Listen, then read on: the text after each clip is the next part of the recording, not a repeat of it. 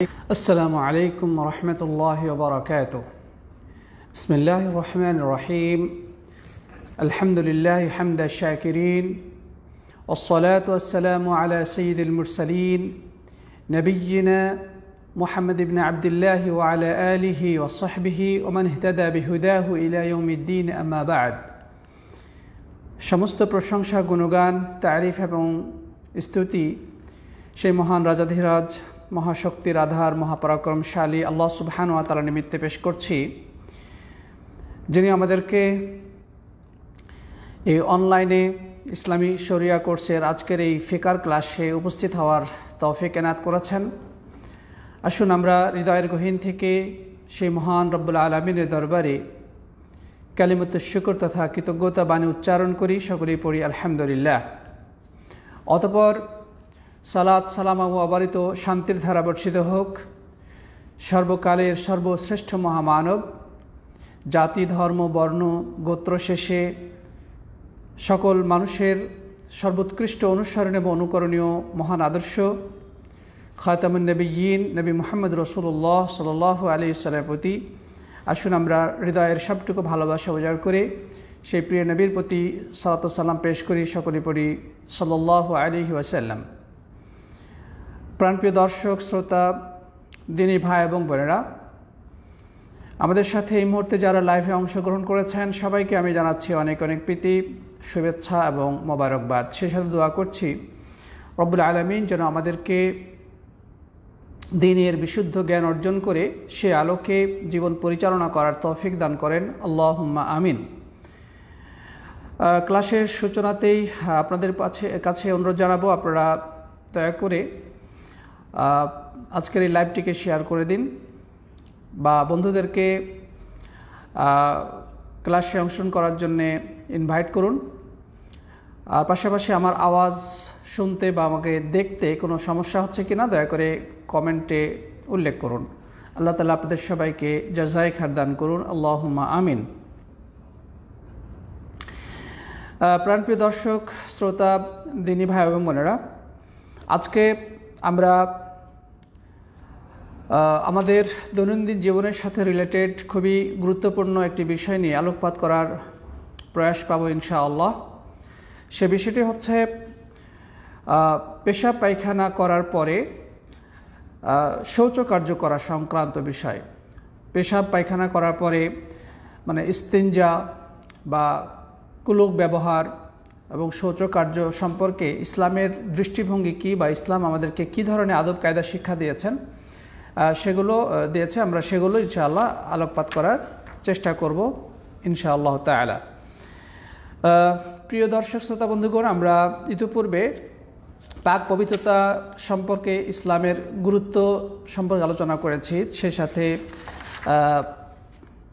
পাক পবিত্রতার প্রধানতম উপকরণ সেটা হচ্ছে পানি সম্পর্কে আলোকপাত করা হয়েছে। পানির প্রকারভেদ, কোন পানি দ্বারা ওযু গোসল করা যাবে না। তারপরে যেই পাত্রে আমরা পানি রেখে পাক পবিত্রতা হাসিল করব সেই পাত্র সম্পর্কে আলোচনা করা হয়েছে, যে কোন ধরনের পাত্র ব্যবহার করা শরীয়তসম্মত এবং কোন ধরনের পাত্র ব্যবহার করা শরীয়তসম্মত নয়। পাশাপাশি আমরা আরও এই সংক্রান্ত কিছু বিষয় আলোকপাত করেছিলাম। সেটা হচ্ছে যে অমুসলিমদের ব্যবহৃত পোশাক বা আসবাবপত্র মুসলিমদের জন্য ব্যবহার করা জায়েজ কিনা। তারপরে কুকুর বিড়ালের উচ্ছিষ্ট এগুলো উচ্ছিষ্ট এগুলো পাক না নাপাক। তারপরে আমরা আরও আলোকপাত করেছিলাম যে মৃত পশুর চামড়া পাক না নাপাক। তা আমরা বলেছিলাম যদি মাকুলুল লাহাম হয়, অর্থাৎ এমন প্রাণী হয় যার গোশত খাওয়া ইসলামে হালাল, তাহলে ওই হালাল প্রাণীর চামড়া, অর্থাৎ যদি স্বাভাবিকভাবে মৃত্যুবরণ করে বা যদি স্বাভাবিক মরে যায়, মৃত্যুবরণ করে, স্বাভাবিক হোক বা যে কোনো কারণে মৃত্যুবরণ করে, তাহলে তার চামড়াটা নাপাক হয় না। অর্থাৎ ওই চামড়াটা প্রয়োজনে ব্যবহার করা যাবে, তবে শর্ত হলো সেটাকে পরিশোধন করতে হবে, ট্যানারিং করতে হবে, তবে সেই মৃত প্রাণীর চামড়া পবিত্র বলেই গণ্য হবে।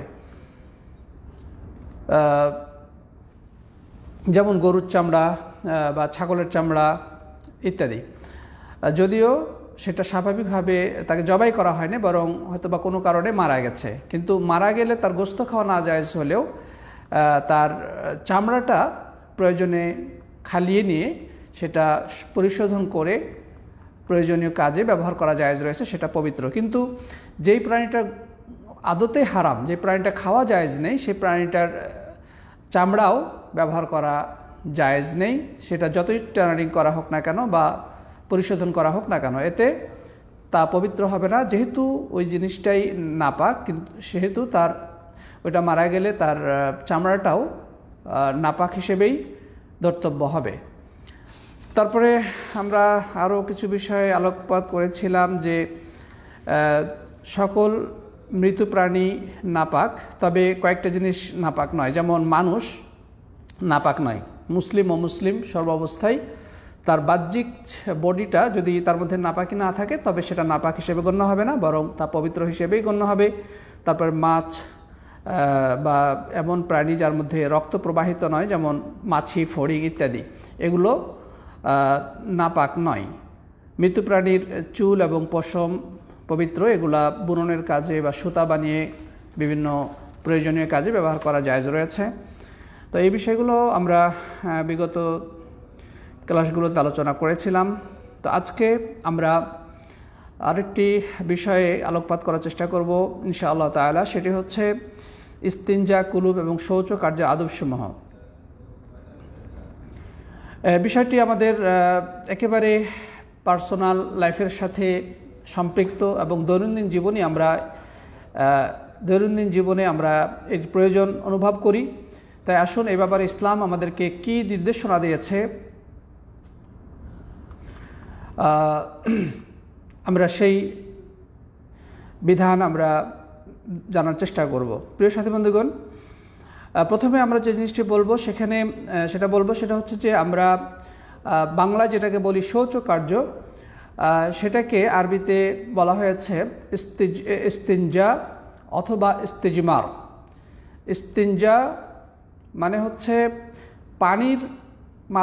পানি ব্যবহারের মাধ্যমে পেশাব পায়খানা রাস্তা দিয়ে নির্গত যে সমস্ত ময়লা আবর্জনা বের হয় সেগুলোকে পরিষ্কার পরিচ্ছন্ন করা। আর ইস্তিজমার বলা হয় পানির বিকল্প হিসেবে বিভিন্ন কাপড়, টিস্যু অথবা ঢেলা এই জাতীয় বা কাগজ এই জাতীয় জিনিস দ্বারা সেগুলো পরিষ্কার পরিচ্ছন্ন করা, এটাকে বলা হয় ইস্তিজমার। ইস্তিজমার জামরা মানে হচ্ছে পাথর। তো এখানে যদিও শব্দটা বলে ইস্তিজমার, কিন্তু এখানে উদ্দেশ্য হচ্ছে যে পানির বিকল্প হিসেবে যত কিছু দ্বারা মানে পরিষ্কার পরিচ্ছন্নতা অর্জন করা হয় পেশা পায়খানার পরে, সেটা উদ্দেশ্য। প্রিয় বন্ধুগণ, তাহলে আমরা ইসলামের দৃষ্টিতে এই বিষয় দুটো নিয়ে ইনশাআল্লাহ আলোকপাত করব যে ইস্তিনজা বা ইস্তিজমার বা পেশা পায়খানার পরে শৌচ কার্য তথা পেশা পায়খানার পরে কিভাবে পরিষ্কার পরিচ্ছন্ন হতে হয় বা ইসলামের এই ক্ষেত্রে কি নির্দেশনা রয়েছে, সেই বিষয়টা ইনশাআল্লাহ আমরা আলোকপাত করার চেষ্টা করব ইনশাআল্লাহ। যাই হোক, ভাই প্রশ্ন করেছেন যে শেখ আমি সুস্থ আছি কিনা। আলহামদুলিল্লাহ আমি সুস্থ আছি, জাযাকুমুল্লাহ খায়রান। জি, আমরা সামনে চলি। প্রিয় সাথী বন্ধুগণ, আমরা এর আগে আলোকপাত করেছিলাম যে ইসলাম হচ্ছে অত্যন্ত চমৎকার এবং খুবই পরিচ্ছন্ন একটি জীবন আদর্শের নাম। ইসলামের মধ্যে নাপাকি, ময়লা আবর্জনা, দুর্গন্ধ এগুলোর কোনো স্থান নেই। একজন মুসলিম হবে সবসময় পরিপাটি, পরিচ্ছন্ন, পবিত্র। তার কাপড়, তার ব্যবহৃত আসবাবপত্র, পোশাক আশাক, তার থাকার জায়গা, তার ঘর, তার দাঁত, তার মুখ সব কিছুই হবে পরিচ্ছন্ন। এটি হচ্ছে একজন আদর্শ মুসলিমের পরিচায়ক।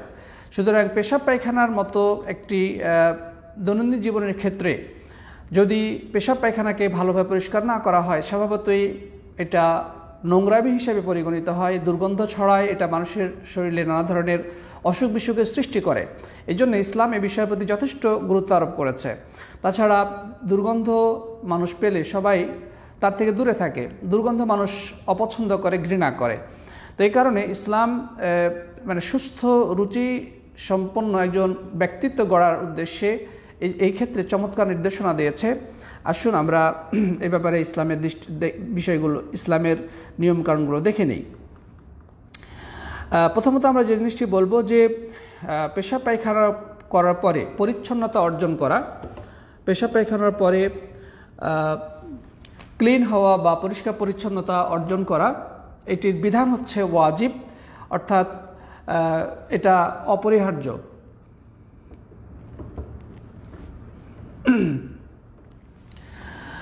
প্রিয় সাথী বন্ধুগণ, যে কারণ এটার সাথে মূলত আমাদের জীবনের অনেক কিছুই সম্পৃক্ত, বিশেষ করে যেমন সালাতের মতো গুরুত্বপূর্ণ ইবাদত সম্পৃক্ত। সালাতে যাওয়ার পূর্বে অবশ্যই আমাদেরকে পাক পবিত্রতা অর্জন করতে হবে, অজু গোসলের প্রয়োজন হলে সেগুলো করতে হবে। তো যদি কারো শরীরের মধ্যে মানে পেশাব পায়খানা লেগে নাপাক হয়ে থাকে, তবে অবশ্যই অজু বা গোসলের পূর্বে অবশ্যই সেই নাপাকিকে দূর করা জরুরি, সেটা অবশ্যই করতে হবে। শরীরে নাপাকি রেখে অজু গোসল করলে কি হবে না, অজু গোসল শুদ্ধ হবে না। আর অজু গোসল যদি না হয় তবে সালাতও শুদ্ধ হবে না। অথচ মুসলিম জীবনে কালিমার পরেই সর্বোচ্চ এবং গুরুত্বপূর্ণ ইবাদত হচ্ছে সালাত। সুতরাং ইবাদতের দৃষ্টিভঙ্গি থেকে এই পাক পবিত্রতা অর্জন করা ওয়াজিব হিসেবে আলেমগণ উল্লেখ করেছেন। তো এক্ষেত্রে দলিল কি কারণে আমরা বলবো এটি ওয়াজিব? কারণ আল্লাহ রাসূল সাল্লাল্লাহু আলাইহি ওয়াসাল্লাম হাদিসের মধ্যে বলেছেন, যে হাদিসটি বর্ণনা করেছেন মা জননী আয়েশা রাদিয়াল্লাহু তাআলা আনহা, তিনি বলছেন, ইযা যাহাবা আহাদুকুম ইলাল গায়ত ফালিয়াযহাব মা'হু বিসালাস আহজার ইয়াস্তাতিবু বিহিন্না ফাইন্নাহা তুজজিউ আন। রাওয়াহু আবু দাউদ ওয়া সাহহাহু আল আলবানী রাহিমাহুল্লাহ। রাসূল করিম সাল্লাল্লাহু আলাইহি ওয়াসাল্লাম বললেন যে যখন তোমাদের কেউ টয়লেটে যায় তখন সে যেন তার সাথে 3টি পাথর নিয়ে যায়, যেই পাথরগুলো দ্বারা সে কি করবে, পরিচ্ছন্নতা অর্জন করবে, তবেই এটা তার জন্য যথেষ্ট হয়ে যাবে। আলেমগণ বলেছে আল আমরু ফি হাদাল হাদিসিল উজুব, এখানে যেহেতু আল্লাহ রাসূল সাল্লাল্লাহু আলাইহি ওয়াসাল্লাম নির্দেশ দিয়েছেন যে সে যেন 3টি পাথর নিয়ে যায়, সুতরাং এই নির্দেশ সূচক শব্দ থেকে প্রমাণিত হয় এটি হচ্ছে ওয়াজিব বা অপরিহার্য। তারপর তিনি আরো বলেছে ফা ইন্নাহা তুজজিউ আনহু, হ্যাঁ, এটা এই ক্ষেত্রে যথেষ্ট হবে। এই শব্দটিও উজুবের প্রমাণ, এই শব্দটা দ্বারাও ওয়াজিব প্রমাণিত হয়। তার মানে পেশাব পায়খানার পরে পরিচ্ছন্নতা অর্জন করা এটি হুকুমগতভাবে ওয়াজিব। কেউ যদি তা না করে তবে সে ওয়াজিব লঙ্ঘন করলো। আমাদের অনেক মুসলিম ভাই আছেন যারা যখন পেশাব করতে যায় কিন্তু সেখানে তারা পানিও ব্যবহার করে না অথবা কুলুখও ব্যবহার করে না, তারা পেশাব সেরে স্বাভাবিকভাবে কাপড়ে মুছে নেয়। তো আমরা বলবো যে এই কাজটি করা ওয়াজিব ভঙ্গ হিসেবে পরিগণিত হবে এবং এই কারণে গুনাহগার হবে। কারণ মুসলিমের জন্যে পেশাব পায়খানার পরে এই পরিচ্ছন্নতা অর্জন করার বিধান হচ্ছে এটি মানে ওয়াজিব, যেটা ফরজ অর্থে, মানে ওয়াজিব এবং ফরজকে আমরা একই অর্থে বলে থাকি। সুতরাং আমরা বলবো যে কেউ যদি মানে পরিষ্কার পরিচ্ছন্নতা অর্জন না করে তবে সে গুনাহগার হবে, বিশেষ করে সালাতের পূর্বে। হ্যাঁ, কোনো জরুরি কারণে হয়তো বা যদি এমনটা করার প্রয়োজন হয় সেটা ইনশাআল্লাহ সমস্যা নেই, তবে সালাতের পূর্বে অবশ্যই তাকে সেই পরিচ্ছন্নতাটা অবশ্যই পরিপূর্ণভাবে অর্জন করতে হবে, অন্যথায় সালাত শুদ্ধ হবে না। তো যাই হোক, আমরা এর হুকুম পেয়ে গেলাম। আচ্ছা, এখন কথা হলো যে পেশাব পায়খানার পরে পরিচ্ছন্নতা অর্জন যেই মাধ্যমে আমরা করব সেই মাধ্যমটা কি? সেটা হচ্ছে সর্বোৎকৃষ্ট পদ্ধতি এবং সর্বোৎকৃষ্ট উপকরণ হচ্ছে পানি। পানির থেকে উত্তম আর কিছু নেই।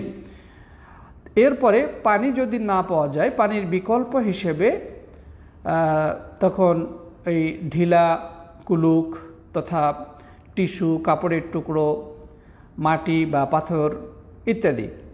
তো যাই হোক, সেগুলো হচ্ছে বিকল্প ব্যবস্থা। প্রথমত পানি, যেটি সহিহ বুখারী এবং মুসলিমে সাহাবী আনাস ইবনে মালিক রাদিয়াল্লাহু তাআলা আনহু থেকে বর্ণিত হয়েছে যে তিনি বলছেন যে কানা রাসূলুল্লাহ সাল্লাল্লাহু আলাইহি ওয়াসাল্লাম ইয়াদখুলুল খালা ফাআহমিলু আনা ওয়া গুলামুন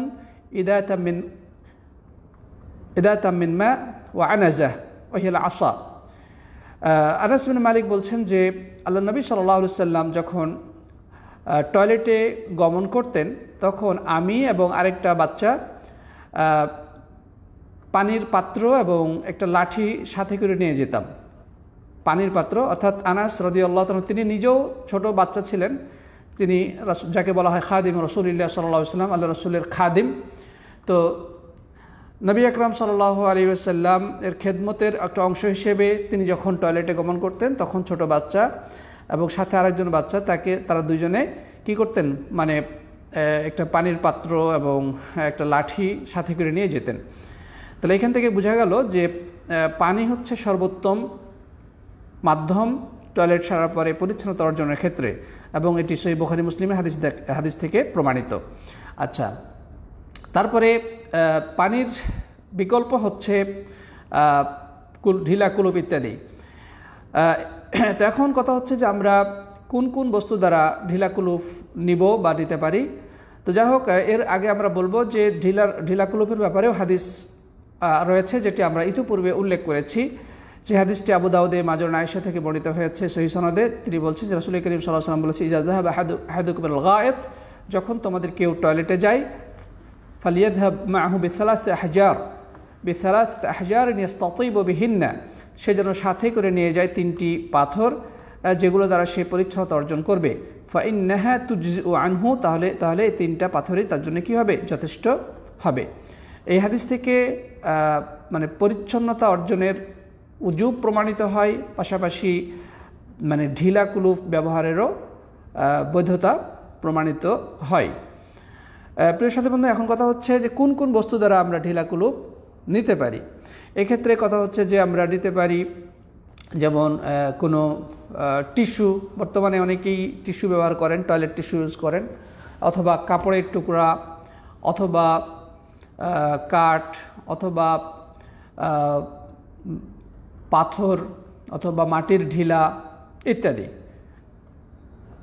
আচ্ছা, তাহলে এই সমস্ত জিনিস দ্বারা একজন মানুষ কি করতে পারে, পরিষ্কার পরিচ্ছন্নতা অর্জন করতে পারে। তো এখন কথা হচ্ছে যে পানি থাকার পরেও টিস্যু ব্যবহার করা জরুরি কিনা, বা পানি থাকার পরেও ঢিলা কুলুপ ব্যবহার করা জরুরি কিনা, যেটা আমাদের সমাজে প্রতিনিয়ত দেখা যায় যে এক শ্রেণী মানুষ এই ঢিলা কুলুপ ব্যবহার করাকে অনেকটা ওয়াজিব এর মতো করে ফতোয়া দিয়ে থাকে, বা আমলের ক্ষেত্রে অনেকটা ওয়াজিবের মতো করে আমল করে থাকে। যে পানি ব্যবহার করার আগেও তারা টিস্যু বা কাপড়ের টুকরা বা ঢিলা ইত্যাদি তারা ইউজ করে, এবং এটাকে তারা অনেক ক্ষেত্রে আবশ্যক হিসেবে মনে করে থাকে। এবং এক্ষেত্রে এমন কিছু কার্যক্রম আমাদের নজরে আসে যেগুলো আসলেই লজ্জাজনক। যেমন পেশাব করার পরে অনেকেই আছেন যারা টিস্যু অথবা কাপড়ের টুকরা বা ঢিলা নিয়ে তারা মানুষের সামনেই লজ্জাস্থান ধরে উঠা বসা করে, হাঁচি কাশি দেয়, উঠা বসা করে। এই যে বিষয়গুলো, এগুলো মূলত এক প্রকার লজ্জাহীনতার কাজ। আল্লাহ রাসূল সাল্লাল্লাহু আলাইহি ওয়াসাল্লাম জিন্দেগিতে এমন কাজ করেছেন বলে কোনো হাদিস দ্বারা প্রমাণিত নেই, যে অথবা সাহাবায়ে কেরাম কখনো এই ধরনের কাজ করেছেন বলে কোনো হাদিসে প্রমাণিত নয় যে তারা পেশাব পায়খানা করার পরে বা পেশাব করার পরে ঢিলা টিস্যু ইত্যাদি তারা নিয়ে, ঢিলা বা পাথর ইত্যাদি নিয়ে তারা মানুষের সামনে হাঁটাহাঁটি করেছেন বা হাঁচি কাশি দিয়েছেন, উঠা বসা করেছেন। এই জিনিসগুলো বর্তমান যুগের যারা এক শ্রেণী মানুষ আছে যারা আসলে সব ক্ষেত্রে বাড়াবাড়ি করে, সেই বাড়াবাড়িকারী লোকদেরই কাজ, যেটা রাসূল করিম সাল্লাল্লাহু আলাইহি ওয়াসাল্লাম বা সাহাবায়ে কেরাম বা পরবর্তী যুগের তাবেঈন থেকে কোনো প্রমাণ পাওয়া যায় না। এটা এক প্রকার লজ্জাহীনতার বিষয়। সুতরাং এমনটি করা উচিত হবে না। মানুষের সামনে এই কাজগুলো করাটা নিতান্তই লজ্জাহীনতার কাজ। আল্লাহ তাআলা আমাদেরকে হেফাজত করুন, আল্লাহুম্মা আমিন। প্রিয় সাথী বন্ধুগণ, তো যাই হোক, এখন কথা হচ্ছে যে যদি কেউ টিস্যু ইউজ করে পানি ব্যবহারের পূর্বে, সেটা দোষণীয় কিনা? অবশ্যই দোষণীয় নয়। কেউ যদি করতে চায় তবে করতে পারে, কারণ অনেকেই পানি ব্যবহার করার আগে টিস্যু বা কাপড় ব্যবহার করে পরিচ্ছন্নতা অর্জন করে তারপরে পানি ব্যবহার করে, এটা দোষের কিছু না, এটা জায়েজ রয়েছে। কেউ যদি করতে চায় করার সুযোগ রয়েছে, অনুমতি রয়েছে। তবে এটিকে ওয়াজিব বলা, অথবা এটা না করলে মানে পাক পবিত্রতা অর্জিত হবে না, এ ধরনের কথা বলা আসলে নিতান্তই দিনের মধ্যে বাড়াবাড়ি ছাড়া অন্য কিছু নয়। প্রিয় বন্ধুগণ, তাহলে আমরা বলবো যে আমরা দিনের মধ্যে অবশ্যই আমাদেরকে শরীয়ত সম্মত যে পদ্ধতি রয়েছে, যে উপায় রয়েছে, যে নিয়মকানুন রয়েছে, সেগুলোকে ফলো করতে হবে। কারো ব্যক্তিগত মতামত অথবা দিনের মধ্যে নতুন কোনো কিছু সংযোজন করা অথবা বিয়োজন করা অথবা নতুন কোনো কিছু সংযুক্ত করা, সেটাকে উত্তম মনে করার কোনো কারণ নেই, কোনো সুযোগ নেই। কেউ যদি এটাকে ওয়াজিব বলতে চায় যে দুটিকে অবশ্যই ব্যবহার করতে হবে, টিস্যু বা ঢিলা কুলুপ অবশ্যই ব্যবহার করতে হবে পানি ব্যবহারের আগে, তবে সেটা দিনের মধ্যে নিঃসন্দেহে বাড়াবাড়ি। আর রাসূল করিম সাল্লাল্লাহু আলাইহি ওয়াসাল্লাম বলেছেন, হালাকাল মুতাআন্নিতুন, যে যারা দিনের মধ্যে বাড়াবাড়ি করে তারা ধ্বংসপ্রাপ্ত, তারা ধ্বংস হয়ে যাবে। অবশ্যই এটি ধ্বংসের একটি কারণ। সুতরাং এ ধরনের বাড়াবাড়ি করার কোনো সুযোগ নেই। হ্যাঁ, আপনি যদি ব্যবহার করতে চান, কোনো আমরা আপত্তি করব না, আপনি শালীনভাবে টয়লেটের মধ্যে ইউজ করতে পারেন। তবে মানুষের সামনে এই উঠা বসা, হাঁচি কাশি দেওয়া, লাফাঝাপা করা, এগুলো অবশ্যই নাজায়েজ। আপনি টয়লেটের মধ্যে ইউজ করেন, আগে টিস্যু ইউজ করে নেন, পরে পানি ব্যবহার করেন, কোনো আপত্তি নেই, শরীয়তে এতে কোনো বাধা নেই। কোনো ফকি এটাকে উত্তম বলেছেন, আপনি উত্তম হিসেবে সেটা করতে পারেন, কিন্তু এটাকে ওয়াজিব বলা অথবা এটাকে সুন্নাত হিসেবে আখ্যা দেওয়া, এটাও শরীয়তসম্মত নয়। কারণ হাদিস দ্বারা প্রমাণিত নেই সাহাবায়ে কেরাম দুটাই একসাথে করেছেন, এ ধরনের কোনো স্পষ্ট কোনো হাদিস পাওয়া যায় না। কিছু জয়ীফ হাদিস বলা হয়ে থাকে এর পক্ষে, কিন্তু সেগুলো গ্রহণযোগ্য নয়। তো আমরা বলবো যে যদি পানি দ্বারা পরিষ্কার পরিচ্ছন্নতা অর্জন করা যায় তবে সেটাই সবচেয়ে উত্তম এবং এটাই যথেষ্ট। তবে পানি না পেলে সেক্ষেত্রে বিকল্প উপায় হিসেবে ঢিলা কুলুপ, টিস্যু বা মাটির ঢিলা ইত্যাদি ইউজ করা জায়েজ রয়েছে। তাও কেউ যদি পানি ব্যবহারের পূর্বে স্বেচ্ছায় ঢিলা কুলুপ ইউজ করতে চায় অতিরিক্ত পরিচ্ছন্নতার জন্য, সেটা করতে পারে, শরীয়তে অনুমোদন রয়েছে, এটা দোষের কিছু নেই, বরং কেউ এটিকে ভালো বলেছেন। তবে এটিকে সুন্নত বা ওয়াজিব বলার কোনো সুযোগ নেই। আচ্ছা, তারপরে আমরা সামনে চলি। প্রিয় সাথী বন্ধুগণ, এই ক্ষেত্রে আমরা যে জিনিসটা জানবো সেটা হচ্ছে যে ঢিলা কুলুপ ব্যবহারের ক্ষেত্রে এর সংখ্যা কতটি হবে। এর সংখ্যা হলো, যে হাদিস থেকে প্রমাণিত হয়েছে যে এর সংখ্যা হচ্ছে মানে 3, এটা হচ্ছে সর্বনিম্ন 3 হওয়া কর্তব্য। যদি এই তিনটি ঢিলা বা তিনবার টিস্যু ইউজ করে অথবা 3টি কাপড়ের টুকরা ব্যবহার করেও যদি পরিচ্ছন্নতা ভালোভাবে অর্জিত না হয়, তবে সেই ক্ষেত্রে এর বেশি যতবার প্রয়োজন ততবারই ব্যবহার করা যাবে। তবে সবচেয়ে উত্তম হচ্ছে সর্বনিম্ন 3, কারণ হাদিসে এই 3 শব্দটাই উল্লেখিত হয়েছে। রাসূল করিম সাল্লাল্লাহু আলাইহি সাল্লাম হাদিসের মধ্যে বলেছেন, যেমন এই হাদিসটি সালমান ফারসি রাদিয়াল্লাহু তাআলা আনহু থেকে বর্ণিত। তিনি বলছেন, কিলা লাহু ক্বাদ আল্লামাকুম নাবিয়্যুকুম সাল্লাল্লাহু আলাইহি সাল্লাম কুল্লা শাইইন হাত্তা আল খিরাআহ। রাসূল করিম সাল্লাল্লাহু আলাইহি সাল্লামকে জিজ্ঞাসা করা হলো বা বলা হলো যে রাসূল করিম সাল্লাল্লাহু আলাইহি সাল্লামকে উদ্দেশ্য করে সাহাবীদেরকে বলা হলো যে তোমাদের নবী তোমাদেরকে সব কিছু শিক্ষা দেয়, এমনকি মানে টয়লেটের নিয়মকানুন সম্পর্কেও তোমাদের নবী তোমাদেরকে শিক্ষা দেয়। কারা বলেছিলেন? ইহুদিরা রাসূল করিম সাল্লাল্লাহু আলাইহি সাল্লামকে উদ্দেশ্য করে সাহাবীদেরকে বলেছিল যে তোমাদের নবী তোমাদেরকে সব কিছু শিক্ষা দিচ্ছে, এমনকি টয়লেটে গিয়ে কিভাবে পরিষ্কার পরিচ্ছন্নতা অর্জন করতে হয়, কিভাবে টয়লেট সারতে হয়, এই টয়লেটের নিয়মকানুনগুলো শিক্ষা দিচ্ছে। তখন সালমান ফারসির জবাবে বললেন, قال أجل قد نهانا أن نستقبل القبلة للغائط أو بول, যে হ্যাঁ, আল্লাহ নবী সাল্লাল্লাহু আলাইহি সাল্লাম আমাদেরকে নিষেধ করেছেন যে আমরা পেশাব পায়খানা করার সময় যেন কিবলার দিকে মুখ করে না বসি অথবা পেছন করে না বসি। না, এখানে বলেছেন আস্তাকবাল কিবলা, যেন আমরা কিবলার দিকে মুখ করে না বসি, লিগাইতিন আও বাউলিন, পেশাব পায়খানার ক্ষেত্রে আমরা যেন কিবলার দিকে মুখ করে না বসি। আও নাস্তানজিয়া বিল ইয়ামিন, অথবা আমরা পরিচ্ছন্নতা অর্জনের ক্ষেত্রে যেন আমরা ডান হাত ব্যবহার না করি। আও নাস্তানজিয়া বিআকাল্লা মিন সালাসাতি আহজার, অথবা আমরা যেন 3টির কম পাথর দ্বারা পরিচ্ছন্নতা অর্জন না করি, অর্থাৎ মানে 3টার থেকে বেশি হতে পারে, 3টা যেন কম না হয়। আও আও আও নাস্তানজিয়া বিরাজিইন আও বিআজমিন, অথবা আমরা যেন পরিচ্ছন্নতা অর্জন না করি কি দ্বারা? হাড্ডি দ্বারা এবং পশুর বিষ্ঠা দ্বারা বা গোবর ইত্যাদি দ্বারা। গোবর বা হাড্ডি দ্বারা যেন আমরা কি না করি, মানে পরিচ্ছন্নতার কাজটা না করি, বা ঢিলাকুলুপ হিসেবে আমরা যেন গরু ছাগল ইত্যাদির গোবর, শুকনা গোবর অথবা হাড্ডি ইত্যাদি ব্যবহার না করি। প্রিয় সাথী বন্ধুগণ, এটি সহিহ মুসলিমে বর্ণিত হয়েছে। তাহলে এখান থেকে আমরা কি শিখলাম? এখান থেকে জিনিসটা আমরা শিখতে পারলাম যে ইসলাম এমন একটি মহান জীবন আদর্শের নাম, যা আমাদেরকে আমাদের একান্ত ব্যক্তিগত জীবনের সাথে সম্পর্কিত এবং খুবই গোপনীয় একটি বিষয়ের নিয়মকানুন আমাদেরকে শিক্ষা দিচ্ছে। আমরা টয়লেটে গিয়ে কিভাবে টয়লেট সারব, কিভাবে আমরা পরিষ্কার পরিচ্ছন্নতা অর্জন করব, হ্যাঁ, এই বিষয়টা ইসলাম আমাদেরকে শিক্ষা দিয়েছে। এবং যদি পানি না পাই, ঢিলা হিসেবে আমরা কয়টা ঢিলা ইউজ করব, সেটাও ইসলাম আমাদেরকে শিক্ষা দিয়েছে। প্রিয় বন্ধুগণ, তো ইসলাম হচ্ছে এমন একটি জীবন আদর্শের নাম, যে একেবারে ব্যক্তিগত জীবনের সূক্ষ্মাতি সূক্ষ্ম বিষয় থেকে শুরু করে রাষ্ট্র পরিচালনার সর্বোচ্চ পর্যায় পর্যন্ত প্রত্যেকটি ক্ষেত্রে সুস্পষ্ট দিক নির্দেশনা এবং শিক্ষা দিয়েছে। মানুষের দাম্পত্য জীবন, রান্নাঘরে কিভাবে রান্না করতে হয়, কিভাবে খাওয়া দাওয়া করতে হয়, কিভাবে টয়লেট সারতে হয়, কিভাবে ঘুমাতে হয়, কিভাবে ঘুম থেকে জাগতে হয়, কিভাবে কাপড় পরিধান করতে হয়, বাইরে বের হওয়ার সময় কিভাবে বাড়ি থেকে বের হওয়ার আদব কি, কি নিয়মকানুন, কি দোয়া রয়েছে, তার মানুষের সাথে লেনদেন, উঠা বসা, ব্যবসা বাণিজ্য, তারপরে মানুষের সাথে দেখা সাক্ষাৎ হলে কী ধরনের আদব কায়দা রয়েছে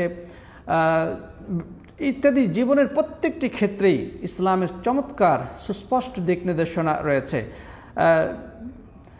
আমি সামাজিকভাবে চলার ক্ষেত্রে, সামাজিক ক্ষেত্রে আমার অন্যান্য মুসলিমদের প্রতি কী হক রয়েছে, তারপরে আপনি অর্থ উপার্জন করবেন, সে অর্থ উপার্জনের ক্ষেত্রে হালাল হারামের দিক নির্দেশনা, আপনি খাওয়া দাওয়া করবেন সেক্ষেত্রে হালাল হারামের দিক নির্দেশনা, আপনি শিক্ষা অর্জন করবেন শিক্ষার ক্ষেত্রে ইসলামিক দৃষ্টিভঙ্গি, আপনার স্বাস্থ্য রক্ষার ক্ষেত্রে ইসলামিক দৃষ্টিভঙ্গি, আপনার স্ত্রীর সাথে মিলিত হবেন সেই ক্ষেত্রে ইসলামিক দৃষ্টিভঙ্গি, সন্তানদের সাথে আপনি কিভাবে বিহেভিয়ার করবেন, সন্তানদের সাথে কি আচরণ করবেন, তাদের সাথে আপনি আপনার কি ধরনের কথাবার্তা হবে, তাদের সাথে লেনদেন কেমন হবে ইত্যাদি সব কিছু ইসলাম অত্যন্ত সুন্দরভাবে চমৎকারভাবে দিক নির্দেশনা দিয়েছে। এই জন্য ইসলামকে বলা হয় যে Islam is a complete code of life, যে ইসলাম হচ্ছে একটি পরিপূর্ণ জীবন আদর্শের নাম।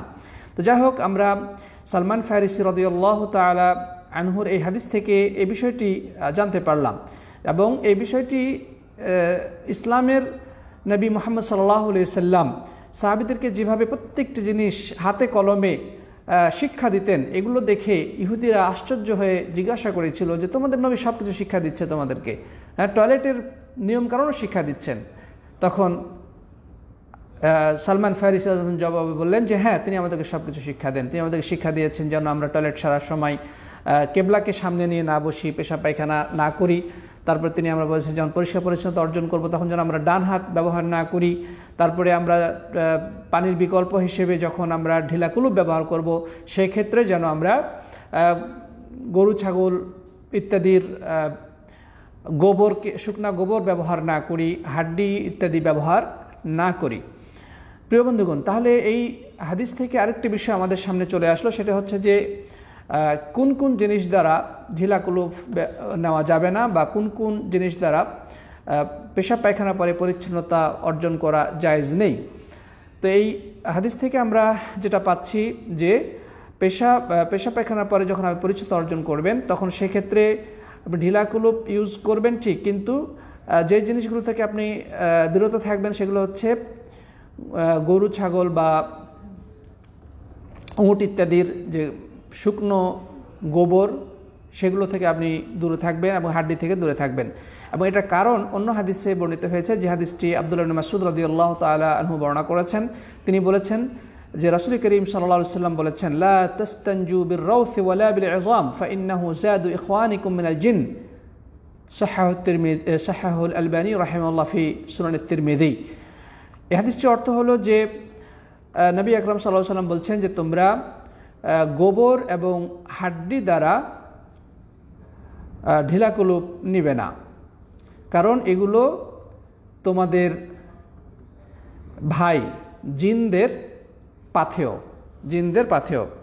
এটি অন্য হাদিসে বর্ণিত হয়েছে, দারকুতনিতে বর্ণিত হয়েছে যে হাড্ডি হচ্ছে জিন জাতির খাদ্য।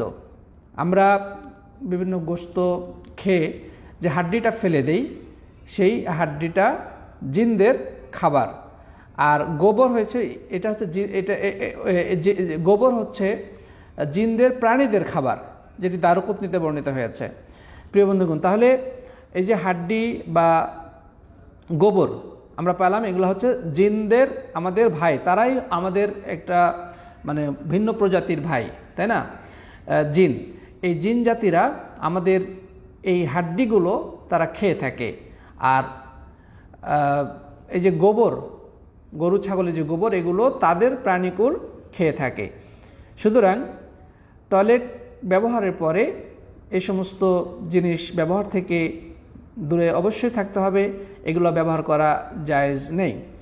প্রিয় সাথী বন্ধুগণ, এর পাশাপাশি আলেমগণ আরও উল্লেখ করেছেন যে খাদ্যদ্রব্য, যে সমস্ত খাদ্য আমরা খেয়ে জীবন ধারণ করি, সেগুলোকে টয়লেট সারার পরে এগুলো দ্বারা পরিষ্কার পরিচ্ছন্নতা অর্জন করা অবশ্যই জায়েজ নেই, খাদ্যদ্রব্য ব্যবহার করা যাবে না।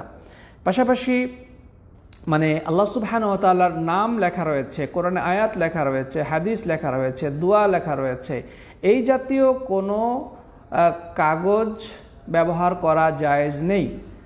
এগুলো অবশ্যই সম্মানযোগ্য, এগুলোর প্রতি সর্বোচ্চ সম্মান প্রদর্শন করতে হবে, যেহেতু আল্লাহ সুবহানাহু ওয়া তাআলার নাম, আল্লাহর বাণী, এগুলো অত্যন্ত সম্মানযোগ্য বিষয়। রাসূল করিম সাল্লাল্লাহু আলাইহি ওয়াসাল্লামের নাম, তারপরে আল্লাহ রাসূল সাল্লাল্লাহু আলাইহি ওয়াসাল্লামের শিখানো বিভিন্ন দোয়া, এগুলো আমাদের সর্বোচ্চ রেসপেক্ট পাওয়ার উপযুক্ত। সুতরাং কোনো কাগজে যদি এগুলো লেখা থাকে, সেগুলোকে কোনোভাবে অপমান করা যাবে না।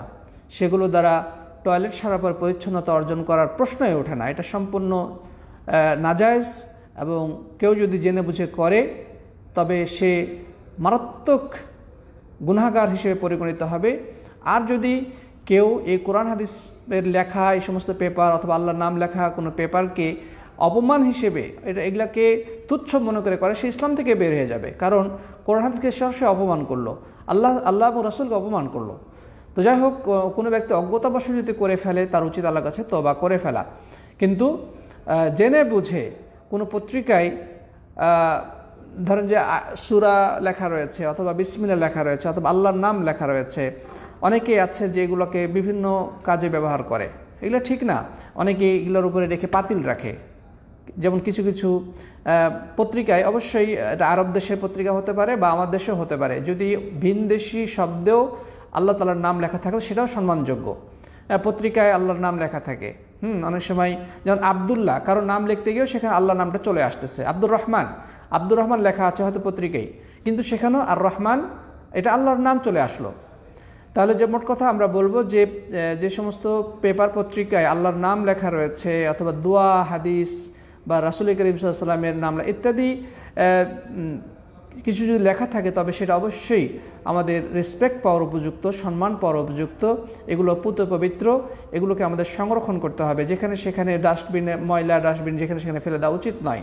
অনুরূপভাবে অনেকেই এগুলোর উপরে পাতিল রাখে, অনেকে এগুলো বিছিয়ে খাবার খায়, এগুলা উচিত নয়। বিশেষ করে আরবি পত্রিকাগুলোতে আরও বেশি সচেতন হওয়া দরকার, কারণ এখানে সরাসরি আয়াত লেখা থাকে, অনেক সময় সরাসরি হাদিস লেখা থাকে, দোয়া লেখা থাকে। এই জন্যে সবচেয়ে সঠিক নিয়ম হচ্ছে যে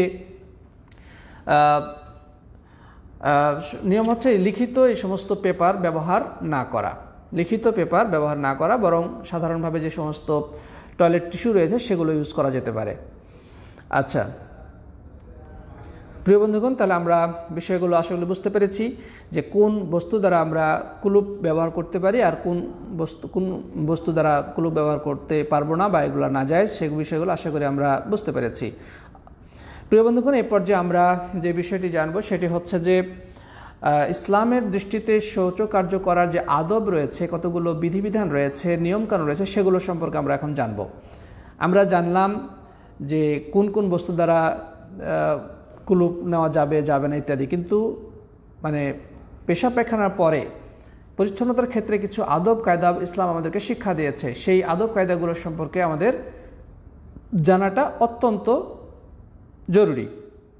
প্রথম কথা হচ্ছে যে টয়লেটে প্রবেশের পূর্বে আমাদের যেটা করণীয় সেটা হচ্ছে দোয়া পড়া।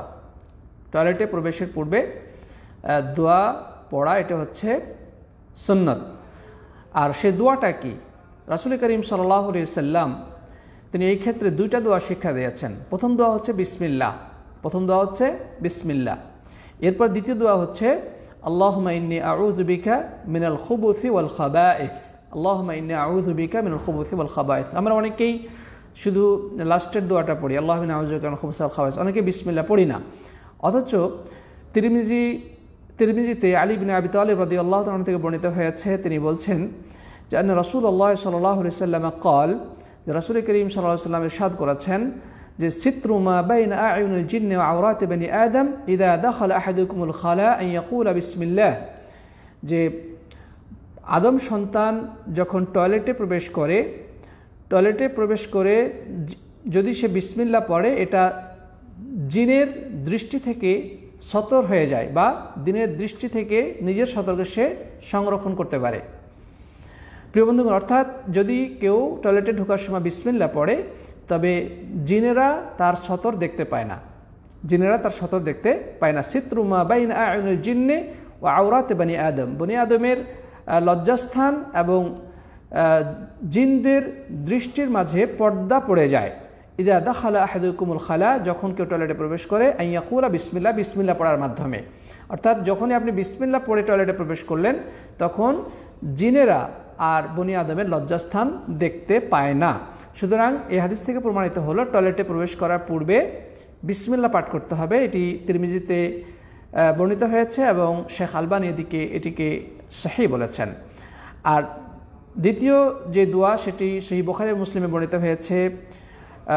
আল্লাহ রাসূল সাল্লাল্লাহু আলাইহি ওয়াসাল্লামের প্রিয় খাদেম আনাস ইবনে মালিক রাদিয়াল্লাহু তাআলা আনহু থেকে বর্ণিত, তিনি বলেন যে কানা রাসূলুল্লাহ সাল্লাল্লাহু আলাইহি ওয়াসাল্লাম ইযা দাখালাল খালা, আল্লাহ নবী সাল্লাল্লাহু আলাইহি ওয়াসাল্লামের নিয়ম ছিল যখন তিনি টয়লেটে প্রবেশ করতেন, قال اللهم إني أعوذ بك من الخبث والخبائث, اللهم إني أعوذ بك من الخبث والخبائث, অর্থ হলো যে হে আল্লাহ, তোমার নিকটে আমি অনিষ্টকর জিন, পুরুষ জিন এবং নারী জিন থেকে আশ্রয় প্রার্থনা করছি।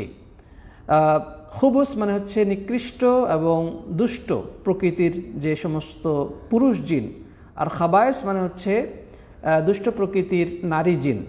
আল্লাহ তাআলার কাছে আমরা দোয়া করছি টয়লেটে প্রবেশ করে যে হে আল্লাহ, দুষ্ট প্রকৃতির এবং অনিষ্ট সাধনকারী যে পুরুষ জিন অথবা নারী জিন রয়েছে, তোমার কাছে আমি আশ্রয় চাই, তারা যেন আমার ক্ষতি করতে না পারে, তার ক্ষতি থেকে আশ্রয় প্রার্থনা করছি। তাহলে এখান থেকে কি বোঝা গেল যে জিনেরা টয়লেটে অবস্থান করে। জিনেরা কি থাকে টয়লেটে, অর্থাৎ নোংরা জায়গায় জিনেরা অবস্থান করে। খারাপ প্রকৃতির জিনগুলো ওই জায়গায় থাকে এবং ওই সময় যারা এই সমস্ত দোয়া না পড়ে ঢুকে, অনেক সময় তাদেরকে আক্রমণ করে বসে। এই জন্যে টয়লেটে প্রবেশের পূর্বে আল্লাহ রাসূল সাল্লাল্লাহু আলাইহি ওয়াসাল্লাম আমাদের প্রোটেকশন হিসেবে এই দোয়াগুলো শিক্ষা দিয়েছেন। এক নম্বর হচ্ছে যে জিনদের দৃষ্টি থেকে আমাদের লজ্জাস্থানকে হেফাজত করা, আর একটা হচ্ছে জিনদের ক্ষতি থেকে নিজের আত্মরক্ষা। এই ক্ষেত্রে আমাদের করণীয় হচ্ছে টয়লেটে প্রবেশের পূর্বে প্রথমে বিসমিল্লাহ পাঠ করা, এরপরে আল্লাহুম্মা ইন্নী আউযু বিকা মিনাল খুবুসি ওয়াল খাবাইস, এই দোয়াটি পাঠ করা। প্রিয় বন্ধুগণ, এখানে একটা প্রশ্ন আসে যে আমরা দোয়াটা কখন পড়ব, টয়লেটে ঢোকার পূর্বে নাকি টয়লেট ঢোকার পরে? এক্ষেত্রে বলছে টয়লেটে ঢোকার পূর্বে এই দোয়াটি পাঠ করতে হবে। অনেক সময় দোয়াটা পড়তে পড়তে ভিতরে ঢুকলেন, এটা ঠিক না। আর দোয়াটা আপনাকে পড়ে শেষ করতে হবে টয়লেটে ঢোকার আগেই। টয়লেটে প্রবেশের পূর্বে আপনাকে দোয়াটা পড়ে শেষ করতে হবে। আপনি পড়তে পড়তে অর্ধেক বাইরে পড়লে অর্ধেক ভিতরে পড়লে এমনটি ঠিক না। অনেকে আছেন যে ভুলবশত মানে টয়লেটে ঢুকে গিয়েছেন, দোয়াটা পড়েন নাই, তো এই ক্ষেত্রে ওখানে গিয়ে সে পড়ে নিবে কিনা, এক্ষেত্রে যেটা বলবো সেটা যেহেতু টয়লেটের মধ্যে আল্লাহ তাআলার নাম মুখে উচ্চারণ করাটা তার শানের পরিপন্থী, তার প্রতি তার আদবের পরিপন্থী, এই জন্যে সেটা মুখে উচ্চারণ করবে না, বরং মনে মনে পড়ে নিতে পারে, মনে মনে পড়ে নিতে পারে। আর যদি কেউ টয়লেটে প্রবেশ না করে বরং হয়তোবা কোনো ফাঁকা স্থানে, কোনো জঙ্গলে অথবা মরুভূমিতে অথবা মানে টয়লেটের বাইরে যদি কেউ পেশাব করতে বসে বা পায়খানা করতে বসে, তবে সে কখন পড়বে? তখন সে বসার পূর্বে, কাপড় উঠিয়ে বসার পূর্বে সেই দোয়াটা পড়বে। আর টয়লেটে প্রবেশের আগে এই দোয়াগুলো পড়বে। বিসমিল্লাহ আল্লাহুম্মা ইন্নী আউযু বিকা মিনাল খুবুসি ওয়াল খাবাইস। প্রিয় বন্ধুগণ, তাহলে আমরা দোয়াটা জানতে পারলাম। এরপর যে আমরা যেটা বলবো সেটি হচ্ছে যে টয়লেট থেকে বের হওয়ার সময় আমাদের আরেকটি দোয়ার কথা হাদিসে বর্ণিত হয়েছে, যেটা তিরমিজি, আবু দাউদ এবং ইবনে মাজাতে বর্ণিত হয়েছে। ইমাম নবী রাহিমাহুল্লাহ এটিকে সহিহ বলেছেন। সেটি হচ্ছে যে টয়লেট থেকে বের হওয়ার পরে বলবে গুফরানাক, গুফরানাক মানে আল্লাহ তোমার কাছে আমি ক্ষমা প্রার্থনা করছি, আল্লাহর কাছে ক্ষমা প্রার্থনা করছি। প্রিয় বন্ধুগণ, তাহলে মোট কথা টয়লেটে প্রবেশের পূর্বে আমাদের দোয়া পড়া উচিত এবং টয়লেট থেকে বের হওয়ার পরেও দোয়া পড়া উচিত। আর সেটা সংক্ষিপ্ত দোয়া বের হওয়ার পরে সেটা হচ্ছে গুফরানাক, হে আল্লাহ তোমার কাছে ক্ষমা চাই, তোমার কাছে ক্ষমা প্রার্থনা করছি। কারণ টয়লেটের মধ্যে থাকা অবস্থা ওই সময়টুকু আমি আল্লাহর ইবাদত করতে পারলাম না, বা ওই সময় আল্লাহ সুবহানাহু ওয়া তাআলা জিকির আজকার আমি করতে পারলাম না, এই জন্য এই সময়টার কারণে আমি আল্লাহর কাছে ক্ষমা চেয়ে নিচ্ছি, আল্লাহ তুমি আমাকে ক্ষমা করে দাও। প্রিয় বন্ধুগণ, তাহলে আমরা জানতে পারলাম টয়লেটে প্রবেশ এবং টয়লেট থেকে বের হওয়ার ক্ষেত্রে কোন দোয়া পাঠ করতে হয়। এরপরে যে বিষয়টি আমরা জানব যে টয়লেটে প্রবেশের ক্ষেত্রে আমাদের সাথে এমন কিছু নিয়ে যাওয়া উচিত নয় যেগুলোতে আল্লাহ সুবহানাহু ওয়া তাআলার নাম অথবা আল্লাহ রাব্বুল আলামিনের কালাম তথা কোরআনের আয়াত, হাদিস, দোয়া ইত্যাদি কোনো কিছু লেখা রয়েছে, এগুলো সাথে করে নিয়ে যাওয়া উচিত না। অনেক সময় অনেকে আংটি পরে, আংটির মধ্যে আল্লাহ লেখা থাকে। যারা তাবিজ ব্যবহার করে, তাবিজের মধ্যে আল্লাহ লেখা আছে, তারা কি তাবিজটাকে খুলে রেখে যায় নাকি তাবিজ সহ করে যায়? তাবিজ ব্যবহার করাই না জায়েজ। তো আমরা যেটা বলছিলাম যে তাবিজে আল্লাহ লেখা আছে, ওই আল্লাহ লেখা তাবিজ নিয়ে সে টয়লেটে গেল, এটি মূলত আল্লাহর নামের প্রতি অসম্মান প্রদর্শনের অন্তর্ভুক্ত, বেয়াদবির অন্তর্ভুক্ত। সুতরাং আমরা বলবো যে সাথে এমন কিছু না নিয়ে যাওয়া যেখানে আল্লাহ এবং রাসূলের কোনো কালাম, বাণী অথবা দোয়া, হাদিস ইত্যাদি লেখা রয়েছে, বরং এগুলো বাইরে রেখে তারপর টয়লেটে যেতে হবে। তবে হ্যাঁ, আলেমগণ বলেছেন যদি এমন হয় যে বাইরে হয়তোবা রাখতে গেলে ওটা চুরি হয়ে যাওয়ার সম্ভাবনা আছে, হারিয়ে যাওয়ার সম্ভাবনা আছে অথবা নষ্ট হয়ে যাওয়ার সম্ভাবনা আছে, তবে সেক্ষেত্রে সাথে করে নিয়ে যাবে। তবে সেখানে গিয়ে সেটা ঢেকে রাখার চেষ্টা করতে হবে, সেখানে সেটা ঢেকে রাখতে হবে। যেমন অনেকেই পকেটে ছোট দুয়ার বই নিয়ে বেড়ায় অথবা কোরআনে কারীম, ছোট্ট কোরআন, পকেট কোরআন নিয়ে যায়। তো এই ক্ষেত্রে টয়লেটে যাওয়ার ক্ষেত্রে তারা সাথে করে নিয়ে যাবে নাকি বাইরে রেখে যাবে? এটা বাইরে রেখে যাওয়ার চেষ্টা করতে হবে। তবে যদি এমন হয় যে বাইরে আসলে রাখার কোনো পরিবেশ নেই বা হারিয়ে যেতে পারে অথবা হয়তোবা বাতাসে উড়ে যেতে পারে বা কোনোভাবে নষ্ট হয়ে যেতে পারে, তবে সেই ক্ষেত্রে আপনি সাথে করে নিতে পারেন হেফাজতের স্বার্থে। তবে সেটা সেখানে গিয়ে খোলা যাবে না, সেটা ঢেকে রাখতে হবে, পকেটের মধ্যেই রাখতে হবে। অনেকেই প্রশ্ন করেন যে আমাদের মোবাইলে যে কোরআনের অ্যাপ রয়েছে সেটা নিয়ে আমরা টয়লেটে যেতে পারবো কিনা। হ্যাঁ, আমরা বলবো যে টয়লেটে যখন আপনি যাবেন তখন আপনি সেই মোবাইলের কোরআন অ্যাপটা বন্ধ করে রাখবেন, সেটা খুলবেন না, সেটা খোলা জায়েজ নেই। অর্থাৎ টয়লেটে গিয়ে আপনি কোরআনের কোনো অ্যাপ খুলে কোরআনের কোনো দৃশ্য, মানে কোরআনের কোনো পৃষ্ঠা যেন সেখানে প্রদর্শিত না হয় বা সেটা খোলা না থাকে। তো এই জন্য এই বিষয়টা সতর্ক হতে হবে। অনেকেরই মোবাইলে আবার ওয়ালপেপার হিসেবে আল্লাহ এবং রাসূল ইত্যাদি লেখা থাকে, আল্লাহ লেখা থাকে অথবা কোনো দোয়া লেখা থাকে। আমরা বলবো এটাও ঠিক না, কারণ ওয়ালপেপারটা যে কোনো সময় টয়লেটের মধ্যে প্রকাশিত হয়ে যেতে পারে। প্রিয় বন্ধুগণ, তারপরে এই প্রসঙ্গে আরেকটি কথা বলবো যে অনেকে টয়লেটে যাওয়ার ক্ষেত্রেও আমরা যেটা বলবো যে এই যে আমরা মোবাইলে রিংটোন ইউজ করি, রিংটোনের ক্ষেত্রে অনেকেই কোরআনে আয়াত সেট করে রাখেন অথবা দোয়া সেট করে রাখেন। তো এই ক্ষেত্রে আমরা বলবো যে সতর্কতার বিষয় হচ্ছে যে আপনি যখন টয়লেটে যাবেন তখন তো কেউ কল দিতে পারে, তাই না? সেই ক্ষেত্রে তো আপনার সেই কোরআনে আয়াত তো টয়লেটে বেজে উঠবে, অথবা সে আজান টয়লেটের মধ্যে বেজে উঠবে। তো এটি অনুচিত কাজ। এই জন্য আলেমগণ বলেছেন যে মোবাইল রিংটোন ব্যবহারের ক্ষেত্রে কোরআনে আয়াত অথবা হাদিস, দোয়া এগুলো ব্যবহার না করাই উচিত। আরও অনেক কারণ রয়েছে, তার মধ্যে এটাও একটি কারণ যে টয়লেটের মধ্যে যে কোনো সময় সেটা বেজে উঠতে পারে। এই জন্যে সতর্কতার জন্যে এ ধরনের রিংটোন ইউজ করা থেকে বিরত থাকাই কর্তব্য। তারপরে প্রিয় বন্ধুগণ, আমরা আরেকটি আদবের কথা জানবো, সেটি হচ্ছে যে টয়লেটে প্রবেশের ক্ষেত্রে আমাদের জন্যে যেটা সুন্নত সেটি হচ্ছে ডান পা দিয়ে প্রবেশ করা, আর বের হওয়ার ক্ষেত্রে বাম পা দিয়ে টয়লেট থেকে বের হওয়া। টয়লেটে প্রবেশের ক্ষেত্রে ডান পা ব্যবহার করা প্রথমে, আর বের হওয়ার ক্ষেত্রে ঢোকার ক্ষেত্রে প্রথমে বাম পা ব্যবহার করা আর বের হওয়ার ক্ষেত্রে ডান পা ব্যবহার করা। মসজিদের সম্পূর্ণ বিপরীত। মসজিদে ঢোকার সময়, মসজিদে যখন আপনি প্রবেশ করবেন তখন মসজিদে প্রবেশ করবেন সবার আগে মানে ডান পা দিয়ে, আগে ডান পা দিবেন তারপরে মসজিদে প্রবেশ করবেন, আর বের হওয়ার ক্ষেত্রে বাম পা দিবেন। তো যাই হোক, এই একটা মাসলার ক্ষেত্রে আলেমগঞ্জরা বলেছেন যে টয়লেটে ঢোকার ক্ষেত্রে যে বলা হয় যে বাম পা দিয়ে প্রবেশ করা, ডান পা দিয়ে বের হওয়া, এটার পক্ষে কোনো হাদিস আছে কিনা? আসলে এই মর্মে কোনো হাদিস নেই।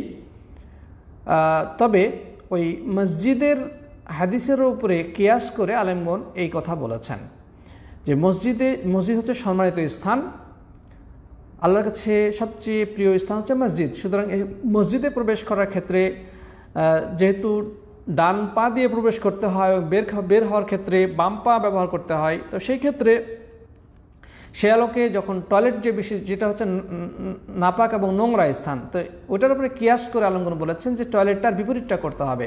অর্থাৎ টয়লেটে যখন আপনি প্রবেশ করবেন তখন বাম পা ব্যবহার করবেন, আর যখন বের হবেন তখন আগে ডান পা দিবেন। এটি মূলত একটি কিয়াসগত মাসআলা, এর পক্ষে কোনো হাদিস নেই।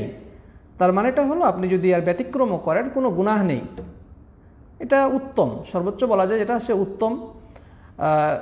মসজিদের ক্ষেত্রেও একই কথা, মসজিদের ক্ষেত্রে যদি আপনি বাম পা দিয়ে প্রবেশ করেন তা গুনাহ হবে বিষয়টা এমন নয়, তবে চেষ্টা করতে হবে ডান পা দিয়ে প্রবেশ করার। ডান পা দিয়ে প্রবেশ করবেন, দোয়া পড়বেন, এটা ভালো।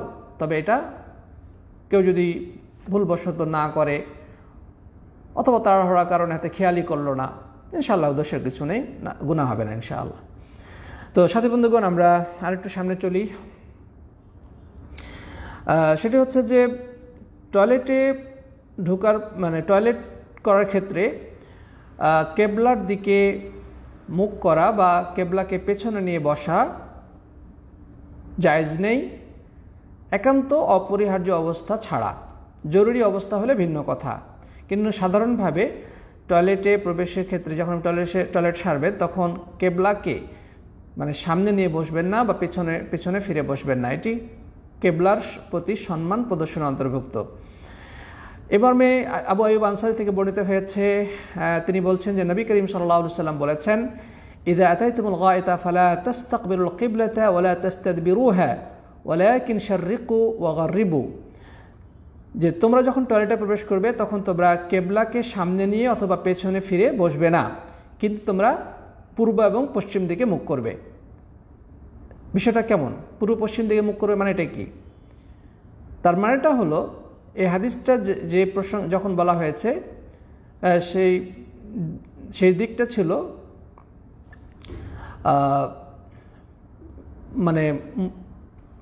ইয়াতে আপনার শাম দেশে থাকার ব্যাপারে বলা হয়েছে, যে শাম দেশ বা সিরিয়াতে যারা আছেন, মদিনা থেকে যদি আপনি শাম দেশের দিকটা দেখেন তাহলে সেখানে তাদের কেবলা কিন্তু হবে দক্ষিণ দিকে, কেবলা হচ্ছে দক্ষিণ দিকে, পূর্ব পশ্চিম দিকে তাদের কেবলা নেই। তাহলে যদি মক্কা থেকে আপনি মক্কা সিরিয়া থেকে তাদের কেবলা কোন দিকে? তাদের কেবলা হচ্ছে আপনার উত্তর দিকে। সুতরাং তারা টয়লেট করার ক্ষেত্রে কেবলার দিকে মুখ করবে না, মানে উত্তর দিকে মুখ করবে না, বরং পূর্ব পশ্চিম দিকে তারা মুখ করবে, কারণ তাদের পূর্ব পশ্চিমে টয়লেট নেই, আপনার কেবলা নেই। কিন্তু আমরা যারা পূর্ব প্রাচ্যের মানুষ, আমাদের জন্য করণীয় হচ্ছে যে আমরা পশ্চিম দিকে মুখ করে টয়লেট সারব না, সারা জায়েজ হবে না। তবে এই ক্ষেত্রে একটা মাসলা হলো যে যদি ঘরের মধ্যে মানে টয়লেটের মধ্যে থেকে টয়লেট সারা হয় তাহলে এক বিধান, আর যদি ফাঁকা স্থানে করা হয় তাহলে আরেকটা বিধান।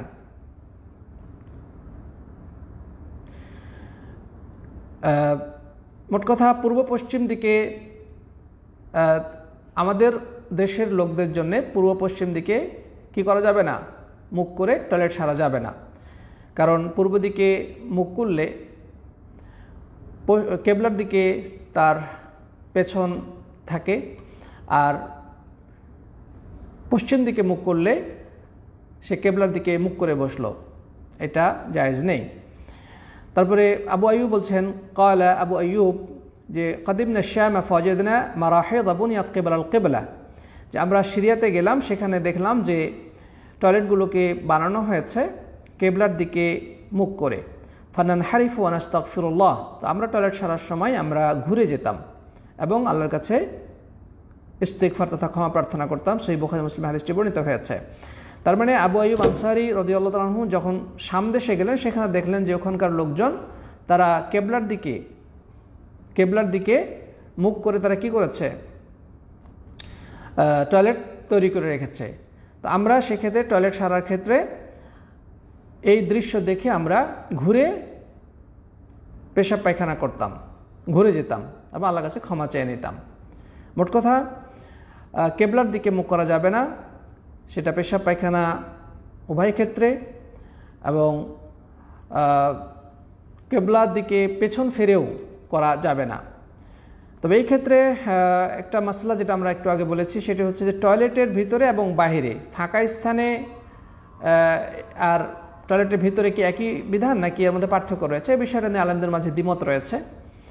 একদল আলেমের মতে যদি ঘরের মধ্যে হয়, যেমন টয়লেট অর্থাৎ ঘেরা, চতুর্দিকে দেওয়াল দিয়ে ঘেরা, এমন পরিস্থিতির ক্ষেত্রে কেবলামুখী হয়ে পেশাব পায়খানা করা যেতে পারে, কিন্তু ফাঁকা স্থানে করা যাবে না।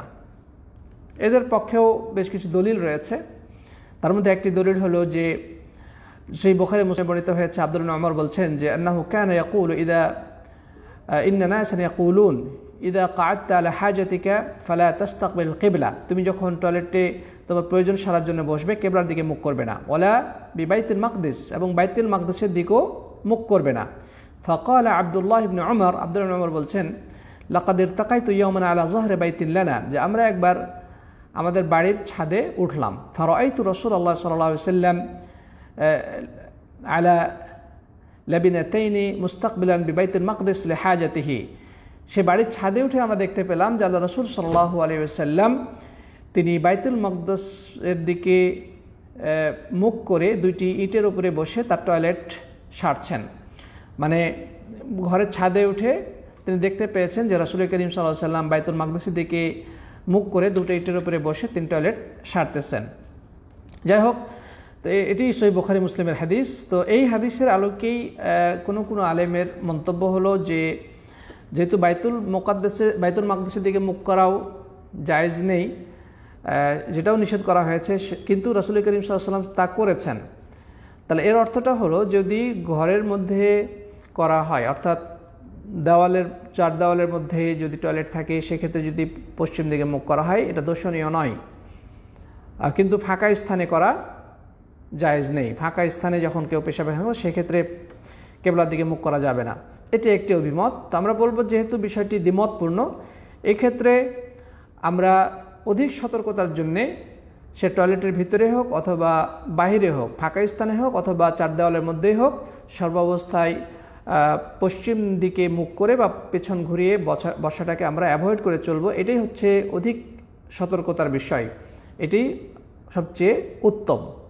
তবে কেউ যদি এই মতকে মেনে চলে যে কেবলার দিকে মুখ করে বসে ঘরের টয়লেটের মধ্যে, আমরা তাকে খুব বেশি দোষারোপ করব না, যেহেতু হাদিসে এর প্রমাণ রয়েছে। এই জন্য বলছে ওয়াত্তাযিহু মিন হাযাল হাদিস আন আন-নাহী আন ইসতিকবাল কিবলাহ আও ইস্তিদবারিহা খাসসুন বিস-সাহরা দুনাল বুনিয়ান ওয়া যালিকা ইনদা ad-দারুরা। তো এখানে মুহাদ্দিসিনগণ বলেছেন যে এই হাদিসের আলোকে প্রমাণিত হয়, যেহেতু রাসূল করিম সাল্লাল্লাহু আলাইহি ওয়াসাল্লাম বাইতুল মাকদিসের দিকে মুখ করে তিনি টয়লেট সেরেছেন, এই হাদিসে প্রমাণিত হয় যে কিবলার দিকে মুখ করা বা পেছন ফিরে বসার বিষয়টি খাস বিস-সাহরা, মরুভূমির সাথে খাস। মানে মরুভূমিতে যদি পেশাব পায়খানা করা হয় তবে সেই ক্ষেত্রে সেদিকে মুখ করা যাবে না। দুনাল বুনিয়ান মানে বিল্ডিংয়ের মধ্যে হলে কোনো সমস্যা নাই, বা চার দেওয়ালের মধ্যে হলে কোনো সমস্যা নাই। ওয়া যালিকা ইনদা ad-দারুরা, যদি প্রয়োজন থাকে, মানে বিনা প্রয়োজন এমনটা না করাই ভালো, তবে যদি কখনো প্রয়োজন দেখা যায় তবে সেটা করা যেতে পারে। যাই হোক, সর্বোচ্চ চেষ্টা করতে হবে কেবলার দিকে পেশাব পায়খানা না করা, কেবলার দিকে মুখ করে বা পিছন ফিরে না করা। তবে একান্ত যদি কখনো জরুরত হয় তবে টয়লেটের মধ্যে যদি করা হয় ইনশাআল্লাহ দর্শনীয় নয়। আল্লাহু আলাম। প্রিয় সাথী বন্ধুগণ, এরপরে আমরা আরেকটি আদব বলবো, সেটি হচ্ছে যে পেশাব পায়খানারত অবস্থায় একান্ত জরুরি না হলে কথা বলা ঠিক নয়, এটা আদবের খেলাফ। রাওয়া মুসলিম আন ইবনে ওমর থেকে বর্ণিত হয়েছে আন্না রাজুলান মাররা রাসূলুল্লাহ সাল্লাল্লাহু আলাইহি ওয়াসাল্লাম ইয়াবুল, আল্লাহর নবী সাল্লাল্লাহু আলাইহি ওয়াসাল্লাম পেশাব করছিলেন, ইত্যবসরে এক ব্যক্তি সেখান দিয়ে গমন করছিল। ফাসাল্লামা, রাসূল করিম সাল্লাল্লাহু আলাইহি ওয়াসাল্লামকে পেশাবরত অবস্থা দেখেও তিনি সালাম দিলেন। ফালাম ইয়ারুদ্দা আলাই, আল্লাহর নবী সাল্লাল্লাহু আলাইহি ওয়াসাল্লাম সালামের কি দিলেন না, জবাব দিলেন না। সহিহ মুসলিম। তাহলে সালামের জবাব দেওয়া ওয়াজিব, কিন্তু রাসূল করিম সাল্লাল্লাহু আলাইহি ওয়াসাল্লাম কি করলেন না, টয়লেটে মানে পেশাবেরত অবস্থায় তিনি সালামের জবাব দিলেন না। এটা দ্বারা বোঝা গেল যে টয়লেটরত অবস্থায় আল্লাহর কালাম অথবা কোনো দোয়া হাদিস ইত্যাদি পড়া এটা হারাম। আর দুনিয়াবি কথা বলার ক্ষেত্রে যেটা বিধান হলো যে একান্ত জরুরত না হলে দুনিয়াবি কথা বলাও ঠিক না। অনেকে টয়লেটে বসে মোবাইলে কথা বলে, এটা অনুচিত। জরুরত না হলে এমনটা না করাই ভালো। তবে যদি জরুরি থাকে ইনশাআল্লাহ কিছু কথা বলা জায়েজ রয়েছে। তবে টয়লেটের অবস্থায় দোয়া, তাসবিহ, জিকির, আজকার এগুলো মুখ দিয়ে উচ্চারণ করা ঠিক না। তবে মনে মনে যদি কেউ পড়ে ইনশাআল্লাহ গুনাহ নেই। অথবা ধরেন যে টয়লেটে বসে আছেন, আজান চলতেছে, আজানের জবাব দেওয়া যাবে কিনা, না আজানের জবাব দেওয়া মুখ দিয়ে উচ্চারণ করে দেওয়া যাবে না। তবে মনে মনে যদি কেউ জবাব দেয় কোনো সমস্যা নেই। মুখ দিয়ে দোয়া, তাসবিহ, জিকির, আজকার, কোরআন তেলাওয়াত এগুলো জায়েজ নেই টয়লেটে রত অবস্থায়, পেশাব পায়খানারত অবস্থায়, এমনকি টয়লেটে থাকা অবস্থাতেও। তারপরে আশা করি বিষয়গুলো ক্লিয়ার হয়েছে, আমরা সামনে চলি। প্রিয় বন্ধুগণ, এরপরে আমরা যে জিনিসটি জানবো সেটি হচ্ছে যে টয়লেট ব্যবহারের পরে পেশাব পরিচ্ছন্নতা অর্জনের ক্ষেত্রে ডান হাত ব্যবহার করা অনুচিত। যেমন সহিহ বুখারী মুসলিমে আবু কাতাদা রাদিয়াল্লাহু তাআলা থেকে বর্ণিত হয়েছে, জানেন আন নবী সাল্লাল্লাহু আলাইহি ওয়াসাল্লাম قال اذا بال احدكم فلا ياخذن ذكره بيمينه, তোমাদের কেউ যদি পেশাব করে সে যেন তার লজ্জাস্থান ডান হাত দ্বারা না ধরে। ওয়ালা ইয়াস্তানজিয়া বিয়ামিনিহি, এবং ডান হাত দ্বারা যেন ইস্তিনজা না সারে, মানে পরিচ্ছন্নতা এর কাজটা ডান হাত দ্বারা না করে। ওয়ালা ইয়াতানাফাস ফিল ইনা, এবং পানি পান করার সময় যেন পাত্রের মধ্যে শ্বাস প্রশ্বাস না ফেলে। সহিহ বুখারী মুসলিমের হাদিস আবু কাতাদা থেকে বর্ণিত হয়েছে। তাহলে কি বোঝা গেল? নবী সাল্লাল্লাহু আলাইহি ওয়াসাল্লাম বললেন, যখন তোমাদের কোনো ব্যক্তি পেশাব করে সে যেন লজ্জাস্থান ডান হাত দ্বারা স্পর্শ না করে এবং ডান হাত ব্যবহার না করে পরিচ্ছন্নতা অর্জনের ক্ষেত্রে, এবং পানি পান করার ক্ষেত্রে পানির পাত্রের মধ্যে যেন নিঃশ্বাস না ফেলে। প্রিয় সাথী বন্ধুগণ, তাহলে আমরা বলবো যে ডান হাত এটা হচ্ছে সম্মানজনক বিভিন্ন কাজের ক্ষেত্রে। আপনি খাওয়া দাওয়া করবেন, কারোর সাথে সালাম মুসাফা করবেন, কাউকে কোনো কিছু দিবেন বা গ্রহণ করবেন, এক্ষেত্রে আপনি ডান হাত ইউজ করবেন। কিন্তু মানে যেগুলো নোংরা কাজ বা মানে যেগুলো সাধারণত আমাদের অরুচিকর কাজ সেগুলোর ক্ষেত্রে বাম হাত ইউজ করতে হয়। তো বিশেষ করে পেশাব পায়খানার ক্ষেত্রে ডান হাত দিয়ে লজ্জাস্থান স্পর্শ করা বা ডান হাত ব্যবহার করা, আপনার পাথর ঢিলাকুলু ব্যবহার করার ক্ষেত্রে এগুলা অনুচিত, এটা ঠিক না, আলেমগণ এটিকে মাকরুহ বলেছেন। প্রিয় বন্ধুগণ, এরপরে আমরা আরেকটি মাসলা জানবো, সেটি হচ্ছে যে মানুষের চলার রাস্তায় যদি পেশাব পায়খানা করা হয় তাহলে তার হুকুম কি? আলেমগণ এটিকে হারাম হিসেবে আখ্যায়িত করেছেন।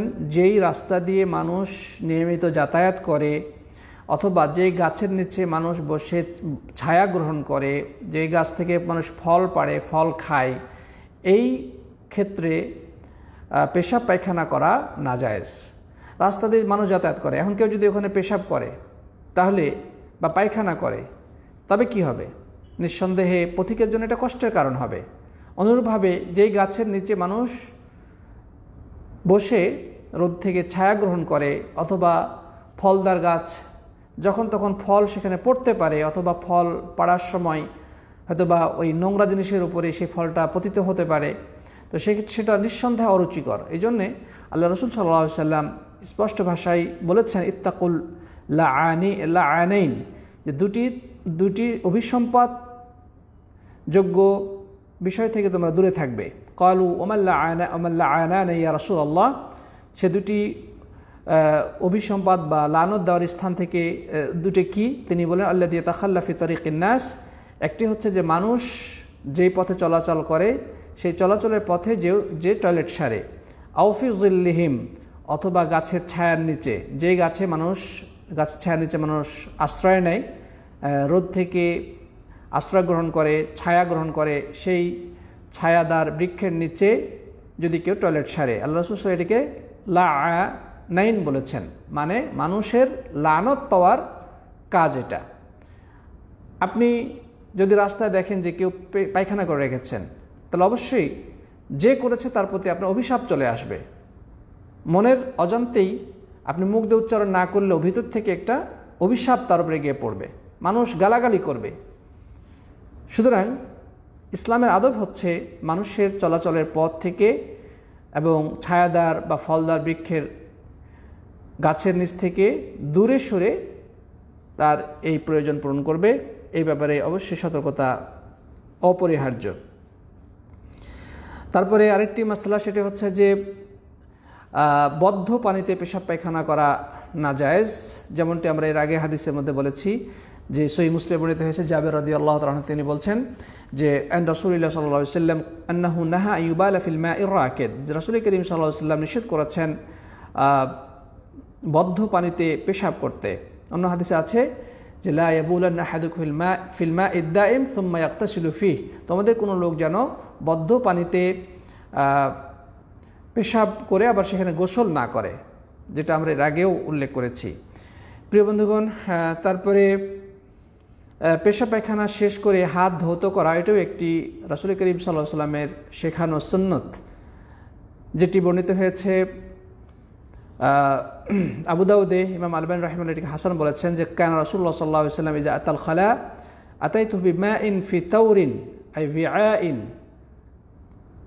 ওয়া রাকওয়াতিন আই ইনাইন ফাস্তানজা থুম্মা মাসাহা ইয়াদাহু আলাল আরদ থুম্মা আতাইতুহু বিইনাইন আখার ফাতাওয়াদ্দা। এই হাদিসটি আবু হুরায়রা রাদিয়াল্লাহু তাআলা বলছেন যে নবী করিম সাল্লাল্লাহু আলাইহি ওয়াসাল্লাম টয়লেটে গেলে আমি তার জন্য দুটি পাত্রে পানি নিয়ে যেতাম। একটা পাত্রে পানি নিয়ে তিনি কি করতেন, মানে পরিষ্কার পরিচ্ছন্নতা অর্জন করতেন। তো এই ক্ষেত্রে তিনি কি করতেন, মাটিতে তিনি বাম হাত কি করতেন, ঘষতেন, মাটিতে ঘষতেন, এরপরে সেটা কি ধৌত করতেন। তাহলে কি বোঝা গেল যে আল্লাহ রাসূল সাল্লাল্লাহু আলাইহি ওয়াসাল্লামের একটা আদব, শেখানো আদব হলো যে টয়লেট সারার পরে হাত পরিষ্কার করা। টয়লেট সারার পরে কী করা, হাত পরিষ্কার। রাসূল করিম সাল্লাল্লাহু আলাইহি ওয়াসাল্লাম মাটিতে হাত ঘষেছেন। বর্তমান যুগে অনেক ধরনের উপকরণ রয়েছে যেগুলো আমরা টয়লেটে ব্যবহার করি, বিভিন্ন ধরনের লিকুইড আমরা ব্যবহার করি, সেগুলো আমরা ব্যবহার করতে পারি, সাবান ব্যবহার করতে পারি, না পেলে মাটিতে ঘষে আমরা কমপক্ষে হাতটা পরিষ্কার করতে পারি। সুতরাং এটি আমাদের করণীয়। তো যাই হোক, আবু হুরায়রা বলছেন যে রাসূল করিম সাল্লাল্লাহু আলাইহি ওয়াসাল্লাম টয়লেটে গেলে আমি একটা পাত্র নিয়ে যেতাম, সেই পাত্র দিয়ে তিনি কী করতেন, পরিষ্কার পরিচ্ছন্নতা অর্জন করতেন, এবং এই ক্ষেত্রে তিনি মাটিতে হাত ঘষে তার হাত পরিষ্কার করতেন। আরেকটা সুম্মা আতাইতু বিমাইন আখার ফাতাওয়াদ্দা, এরপরে তিনি আরেকটা পাত্র তাকে দিলে, অজুর আরেকটা পানি পাত্র দিলে তিনি সেই পানি দ্বারা কি করতেন, অজু করতেন। মানে এক পাত্র দ্বারা তিনি তার পেশাব পায়খানার পরে পরিচ্ছন্নতা অর্জন করতেন, আরেকটা পাত্রের পানির দ্বারা তিনি অজু করতেন। প্রিয় বন্ধুগণ, এরপরে আরেকটা মাসলা আমরা বলবো, সেটি হচ্ছে যে পেশাব পায়খানার ক্ষেত্রে লোক চক্ষুর আড়ালে করতে হবে। এটি হচ্ছে ইসলামের আদব, মানুষ যেন দেখতে না পায়। কারণ হাদিসে রয়েছে রাসূল করিম সাল্লাল্লাহু আলাইহি ওয়াসাল্লাম যখন বাইরে পেশাব পায়খানা করতেন, ইজা যাহাবাল মাযহাব আবআদা, তিনি অনেক দূরে চলে যেতেন। যেমন মরুভূমিতে পেশাব পায়খানার প্রয়োজনে তিনি যখন যেতেন তো অনেক দূরে চলে যেতেন, লোক চক্ষু আড়ালে চলে যেতেন, মানুষকে তিনি দেখতে না পায়। প্রিয় বন্ধুগণ, একসময় আসলে টয়লেটের সেভাবে ব্যবস্থা ছিল না, থাকলেও খুব সীমিত পরিসরে। আমাদের দেশেও কিছুদিন আগেও, কয়েক বছর আগেও টয়লেটের এত ব্যাপকতা ছিল না। বহু বাড়িতে, বিশেষ করে গ্রামাঞ্চলের মানুষরা অনেক সময় বাইরেই ঝোপঝাড় জঙ্গলে বা বিভিন্ন জায়গায় তারা তাদের প্রয়োজন পূরণ করত।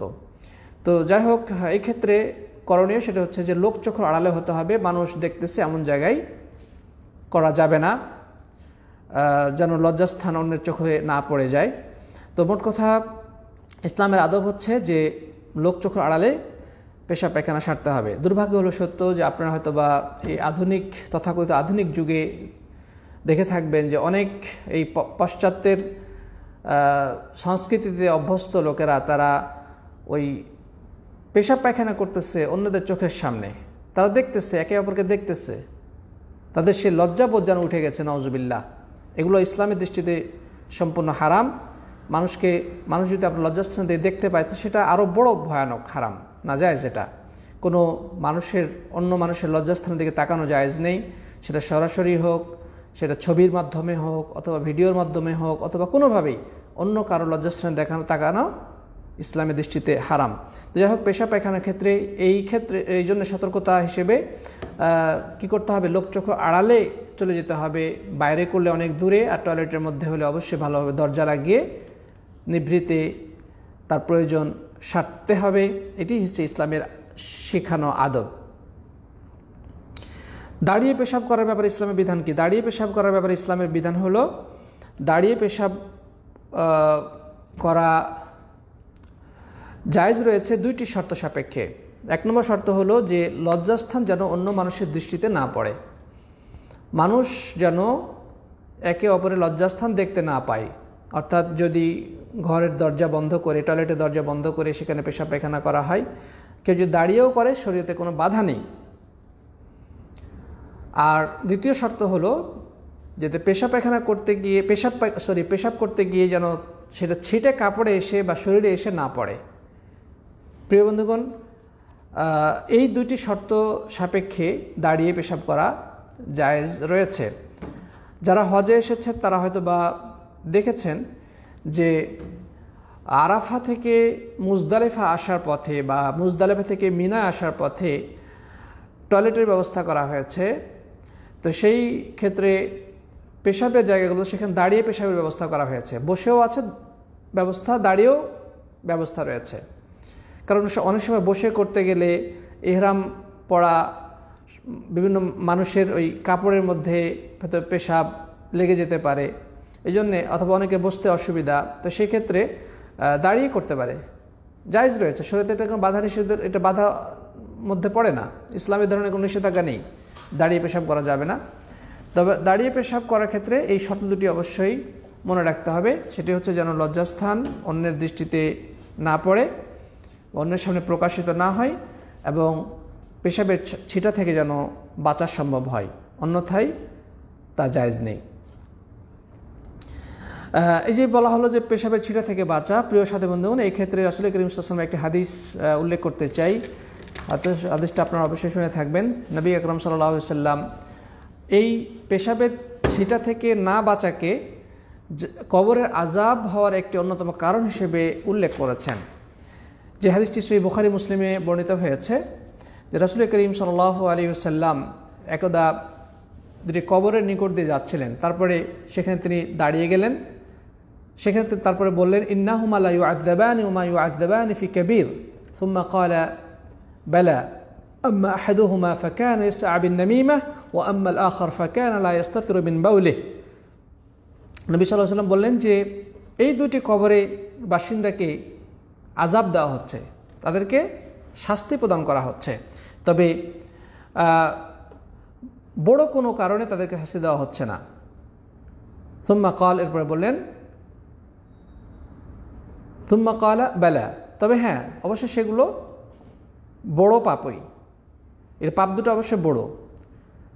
আম্মা আহাদুহুমা ফাকানা ইয়াসআ বিন নামিমাহ, তাদের একজন হচ্ছে যে চুগলখড়ি করত, অর্থাৎ একজন ব্যক্তির কথা আরেকজনকে নিয়ে লাগাতো ঝগড়া ফাসাদ লাগানোর উদ্দেশ্যে, এর কথা অপরকে লাগাতো, ওর কথা একে লাগাতো, দুজনের মধ্যে মানে কথা চালাচালি করে দুজনের মধ্যে ঝগড়া লাগিয়ে দিত, বিশৃঙ্খলা সৃষ্টি করত। একে বলা হয় মানে নাম্মাম। তো হাদিসে এটিকে বলা হয়েছে নামিমা। আর এই নামিমা হচ্ছে কবরে আযাব হওয়ার অন্যতম একটি কারণ। সমাজের মধ্যে কিছু মানুষ আছে, এর কথা ওকে লাগায়, ওর কথা একে লাগায়, এভাবে করে ঝগড়া লাগিয়ে দেয়। অনেক সময় স্বামী স্ত্রীর মাঝে দ্বন্দ্ব লাগায় দেয়, দুই পরিবারের মধ্যে দ্বন্দ্ব লাগায় দেয়, দুইজন সম্মানিত ব্যক্তির মাঝে এই কথা চালাচালি করে তারা বিশৃঙ্খলা সৃষ্টি করে। এভাবে করে এটা সামাজিক ক্ষেত্রে একটা ভালো বিশৃঙ্খলার পরিবেশ তৈরি হয়ে যায়। রাসূল করিম সাল্লাল্লাহু আলাইহি ওয়াসাল্লাম এটিকে কবরের আযাবের কারণ হিসেবে উল্লেখিত করেছেন এবং বলেছে এই যে কবরে যে শায়িত আছে তার মধ্যে একজনের বৈশিষ্ট্য ছিল যে সে দুনিয়ায় বেঁচে থাকতে এই নামিমা তথা চুগলখড়িতে লিপ্ত থাকত। আর আরেকটি হচ্ছে যে কানা লা ইস্তাতিরু মিনাল বাউল, সে নিজেকে পেশাবের ছিটা থেকে হেফাজত করত না, অর্থাৎ পেশাব তার কাপড়ে এসে ছিটে এসে লাগলো, হ্যাঁ, সেক্ষেত্রে সেটা কোনো পরোয়াই করতো না, কোথায় লাগলে লাগুক, ইচ্ছা মতো পেশাব করলো, কাপড়ে লাগলো, ছিটে শরীরে লাগলো, এটা নিয়ে কোনো তার মাথা ব্যথা ছিল না।